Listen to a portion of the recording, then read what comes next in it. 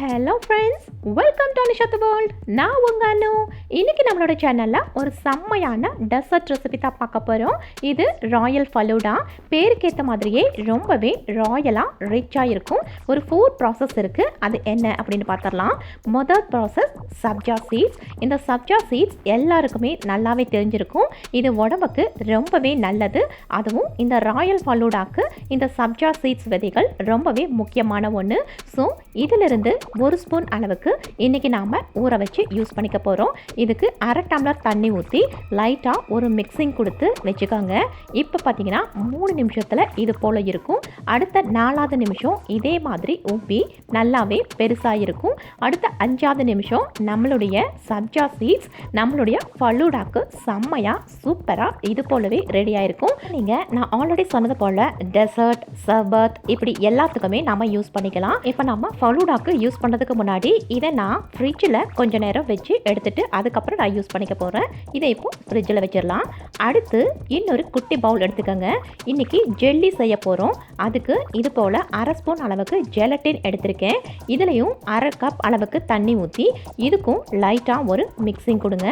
நம்ம already China cross use பண்ணி jelly candy எப்படி பண்ணணும் அப்படின்னு ஒரு போஸ்ட் போட்டிருப்போம். இதுமாதிரி ஜெல்லி மிக்ஸும் டிபார்ட்மெண்ட் ஸ்டோரில் அவைலபிளாக இருக்கும். ஸோ எதை நீங்கள் சூஸ் பண்ணாலும் அதை இது போல் ரெடி பண்ணதுக்கு முன்னாடி 5 நிமிஷம் இப்படி ஒரு மிக்சிங் கொடுத்து தனியாக வச்சுக்கோங்க. அடுத்து ஒரு சாஸ்பேனில் 1 டம்ளர் அளவுக்கு தண்ணி ஊற்றிக்கோங்க. தண்ணி இப்போது நல்லா கொதிக்கட்டும். தண்ணி நல்லா கொதிச்சதும் அதை லோ ஃப்ளேமில் வச்சுட்டு இன்னைக்கு நான் ஜெல்லி செய்கிறதுக்கு இது போல் ரோஸ் சிரப் யூஸ் பண்ணியிருக்கேன். நீங்கள் ரோஸ் சிரப்பு தான் யூஸ் பண்ணணும் அப்படின்னு இல்லை.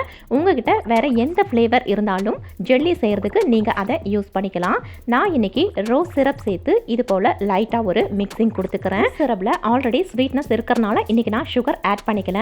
இது போல் நல்லாவே கொதிச்சதும் லோ ஃப்ளேமில் வச்சுட்டு இப்போ நம்ம ஆல்ரெடி கரைச்சி வச்சுருந்த அந்த ஜெலட்டின் மிக்ஸையும் இது கூட சேர்த்து நல்லாவே இது போல் கொதிக்கிற அளவுக்கு நல்லாவே கிளறி விடுங்க. இப்படி நாம் நான் ஸ்டாப்பாக கிளறி விட்டுட்டே இருக்கிறப்போ ஜெலட்டின் சேர்த்ததுக்கு அப்புறம் நம்மளுக்கு கொஞ்சம் நல்லாவே கெட்டிப்பட ஆரம்பிக்கும். ஸோ இது போல் நல்லாவே பொங்கி வரும். இப்போ பாருங்கள், முன்ன இருந்ததை விட இப்போ நல்லாவே இது போல் கெட்டியாக ஆரம்பிச்சிருச்சு. அவ்வளோதான். இப்போ ஸ்டவ் ஆஃப் பண்ணிவிட்டு இதை ஆற வச்சுக்கலாம். இதை இப்போ நான் இது போல் டம்ளரில் செட் பண்ணி வச்சுக்கிறேன். ஏன்னா எனக்கு இது ஈஸியாக இருக்குது. நீங்கள் ஜெல்லி மோல்டோ இல்லை சாதாரண ஒரு பிளேட்லேயோ வச்சு நீங்கள் ஜெல்லி மட்டும்தான் நம்மளுக்கு தேவை செட் பண்ணி வச்சுக்கோங்க. அடுத்து இது போல் இன்னொரு பவுலில் 1/2 டம்ளர் அளவுக்கு பால் ஊற்றிக்கிறேன். இது கூட இன்னும் 1 ஸ்பூன் ரோஸ் சிரப்பையும் ஆட் பண்ணிக்கிறேன். நம்மளுடைய ராயல் ஃபலூடாக்கு ஸ்வீட்டான மில்க் தேவை.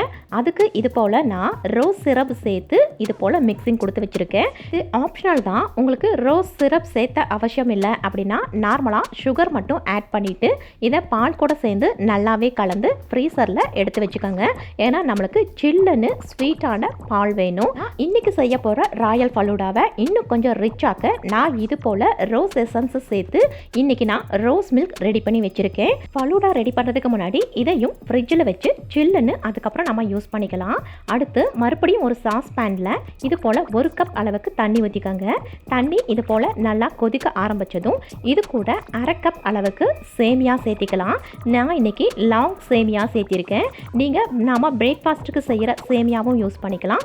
இல்லை பாயசத்துக்கு யூஸ் பண்ணுற சேமியாவும் நீங்கள் யூஸ் பண்ணிக்கலாம். ஃபலூடாவில் இந்த சேமியாவும் மெயினான ஒரு இன்க்ரீடியன்ட். ஸோ அதுக்காகத்தான் நாம் இன்றைக்கி இது போல் சேமியாவை ஒரு ஹாஃப் குக் பண்ணிவிட்டு எடுத்து வச்சுக்க போகிறோம்.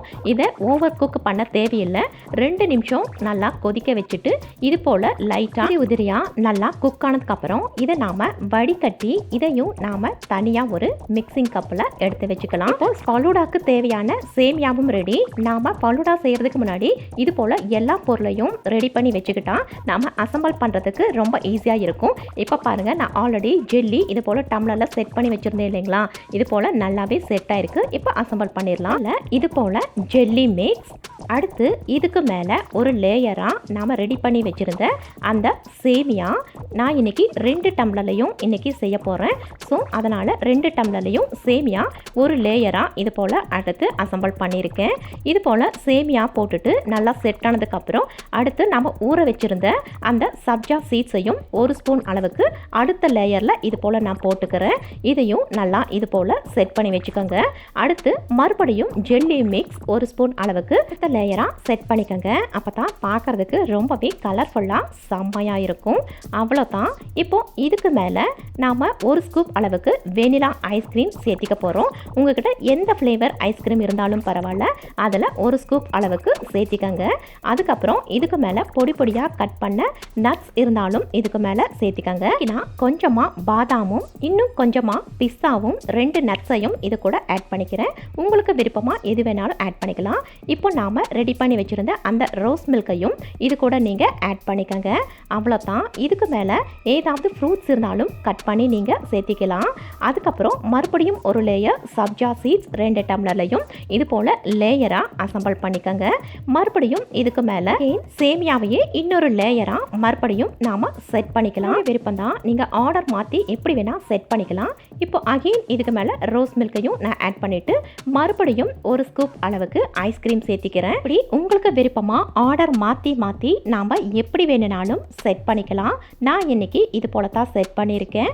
இதுக்கு மேலே இன்னும் கொஞ்சம் ஜெல்லி மிக்ஸையும் போட்டுட்டு அதுக்கு மேலே மறுபடியும் சில ஃப்ரூட்ஸையும் ஆட் பண்ணி மறுபடியும் இதுக்கு மேலே ட்ரை ஃப்ரூட்ஸ் அண்ட் நட்ஸையும் நம்மளுக்கு விருப்பமாக எப்படி தோணுமோ அப்படி நாம் ஆட் பண்ணிக்கலாம்.